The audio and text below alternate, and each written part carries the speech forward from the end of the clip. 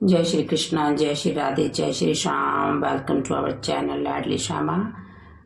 आज विजय एकादशी है। आप सबको विजय एकादशी की बहुत बहुत शुभकामनाएं। बाबा श्याम आप सबकी मनोकामना पूर्ण करें, आप सबकी सभी इच्छाएं पूर्ण हों। चलिए आज हम करते हैं विजय एकादशी की कथा। विजय एकादशी कथा प्रारंभ। भगवान श्री कृष्ण बोले, हे धर्मपुत्र, फाल्गुन माह के कृष्ण पक्ष की एकादशी का नाम विजय एकादशी है। उसे हम जया एकादशी भी कहते हैं। उसके व्रत के प्रभाव से मनुष्य को विजय मिलती है। उस विजय एकादशी के महत्व के श्रवण और पठन से मनुष्य के समस्त पाप नष्ट हो जाते हैं। एक समय महर्षि नारद ने जगत पिता ब्रह्मा जी से कहा, हे ब्रह्मा जी, आप मुझे फाल्गुन माह के कृष्ण पक्ष की विजय नामक एकादशी का व्रत विधि पूर्वक बताने की कृपा करें।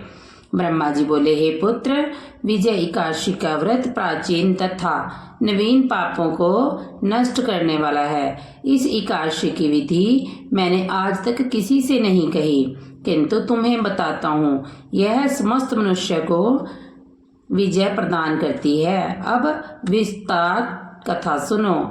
त्रेता युग में मर्यादा पुरुषोत्तम श्री रामचंद्र जी को जब 14 वर्ष का वनवास हो गया, तब वह श्री लक्ष्मी नारायण जी तथा माता सीता सहित पंचवटी में निवास करने लगे। उस समय महापापी रावण ने सीता जी को हरण कर लिया।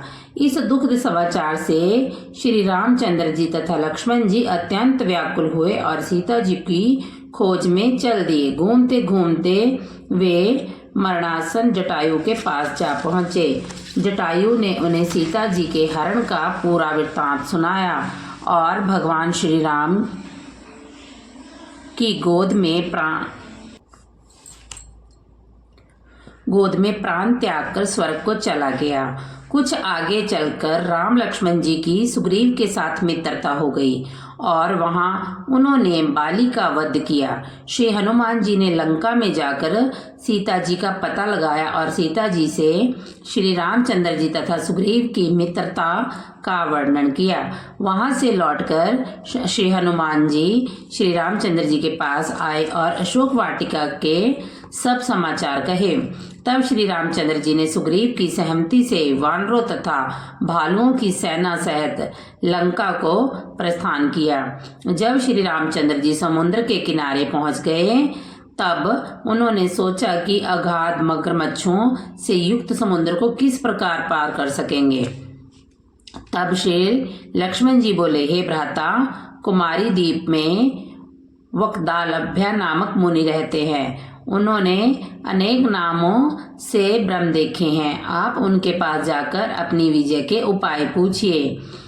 श्री रामचंद्र जी वक्दालभ्य ऋषि के पास आश्रम में पहुंचे और उन्होंने प्रणाम करके बैठ गए।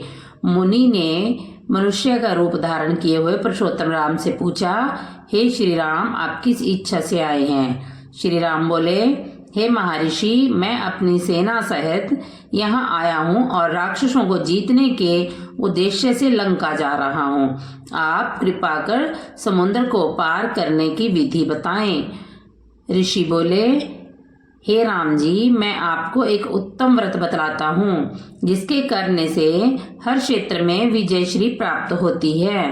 तब महर्षि बोले, हे मर्यादा पुरुषोत्तम, फाल्गुन माह के कृष्ण पक्ष की विजय एकादशी का व्रत करने से आप अवश्य ही समुद्र के पार हो जाएंगे और युद्ध में भी आपको विजय प्राप्त होगी। हे राम जी, इस व्रत के लिए दशमी के दिन स्वर्ण, चांदी, तांबे या मिट्टी का एक कलश बनाएं। उस कलश को जल से भरकर तथा उस पर पंच पल्लव रखकर उसे वेदिका पर स्थापित करें। उस कलश के नीचे सतनाजा 7 अनाज मिले हुए और ऊपर जौ रखें। उस पर श्री नारायण भगवान की स्वर्ण की प्रतिमा स्थापित करें। एकादशी के दिन स्नान आदि नित्य कर्म से निर्वृत्त होकर धूप, दीप, नैवेद्य नारियल आदि से भगवान की पूजा करें। सारा दिन भक्ति पूर्वक कलश के सामने व्यतीत करें और रात्रि को भी उसी तरह बैठे रहकर जागरण करना चाहिए। द्वादशी के दिन नदी या तालाब के किनारे स्नान आदि से निवृत्त होकर उस कलश को ब्राह्मण को दे दें, अवश्य ही विजय होंगे। तब मर्यादा पुरुषोत्तम श्री रामचंद्र ने मुनि की आज्ञा अनुसार विधि पूर्वक विजय एकादशी का व्रत किया और उसके प्रभाव से दैत्य के ऊपर विजय प्राप्त की। जय श्री राम, जय श्री श्याम, जय श्री राधे। ये थी आज की एकादशी व्रत कथा। बाबा श्याम आप सबकी मनोकामनाएं पूर्ण करें। इस कथा को सुनकर आप सबका उद्धार हो, आपकी हर इच्छा हर मनोकामना पूर्ण हो। प्रेम से बोलिए जय श्री राम, जय श्री राम, जय श्री श्याम, जय श्री श्याम, जय श्री राधे। हारे के सहारे की जय, पार लगाने वाले की जय। जय हो, जय हो, जय हो, लखदातार की जय हो।